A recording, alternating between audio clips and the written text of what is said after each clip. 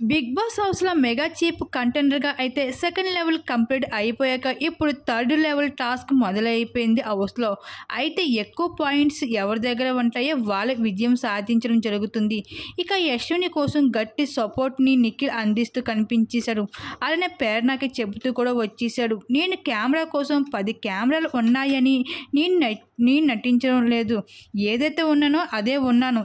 10 మందికి మంచి అనిపించుకోవడానికి నేను బిగ్ బాస్ హౌస్కి రాలేదు. నన్ను నేను ప్రూవ్ చేసుకోవడానికి 10 మందిల మనసులు గెలవాలని వచ్చాను అంటూ చెప్పుకుంటూ వచ్చేసాడు.